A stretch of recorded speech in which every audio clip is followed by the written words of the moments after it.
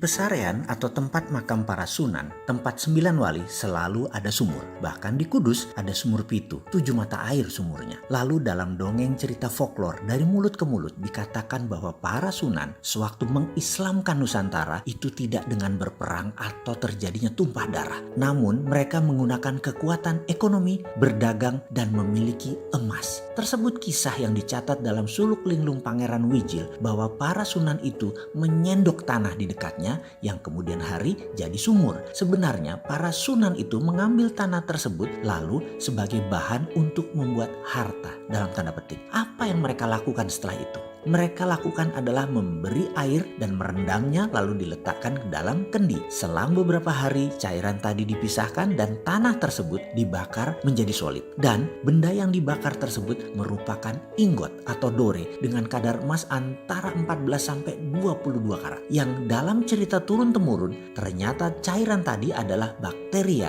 atau kalau dalam bahasa modern dalam ilmu patologi itu adalah bioengineering. Para sunan memisahkan unsur logam tadi menggunakan bakteria. Para sunan melaksanakan bioengineering jauh sebelum dunia mengenal mikroba, virus, bakteri, di mana mereka menyebutnya dengan istilah lelembut. Saking halus dan kecilnya, ini bukan makhluk halus seperti jin, setan, dan segalanya. Ini adalah makhluk kecil super nano yang bekerja menurut hukum alam. Inilah yang menjadi kunci sukses bermain di bidang metalurgi yang harus dicari oleh generasi anak bangsa Nusantara, kekayaan ilmu teknologi logam. Osmium misalnya, benda logam yang berat jenisnya lebih berat dari besi namun selalu oily, licin. Kalau osmium diproduksi dibuat untuk benda yang rotating berputar seperti turbin, jet engine, baling-baling propeller kapal laut, maka pelumas olinya hanya perlu 10% saja kebutuhannya. Mesin menjadi lebih baik performanya dengan perawatan yang rendah. Dunia aviasi dan dunia maritim bisa maju 3 kali lipat dari sekarang dan osmium itu banyak di bumi Nusantara.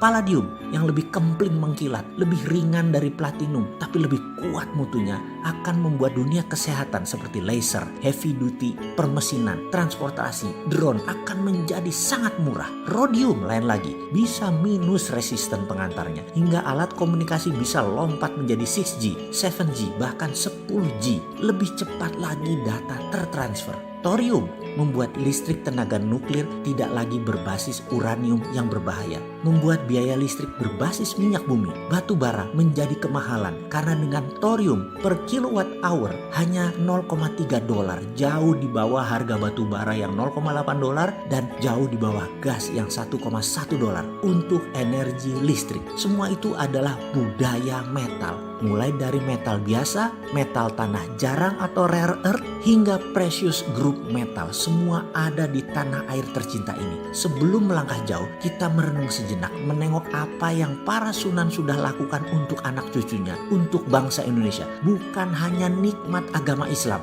namun budaya luhur, budaya logam dia wariskan untuk kita. Untuk menjadi yang terdepan, warisan beliau-beliau tersebut harus kita pertahankan. Inilah strategi SWF, Sovereign Wealth Fund, berbasis natural resources capital yang selalu didengungkan oleh si bosman yang sok keminter ini. Menggunakan kekuatan kedaulatan sovereign natural resources untuk menjadi alat tawar kepada negara lain. Bukan menjadi pengemis minta-minta pinjaman seakan-akan kita ini miskin. Sekali lagi, sejarah sudah mengingatkan, wahai pejabat, rajin-rajinlah baca sejarah dan menengok kekuatan bangsa sendiri. Semua tersedia, semua tinggal dipakai. Masih nggak ngerti juga ya SWF ilmunya para sunan ini ya? Ngobrol dong kita.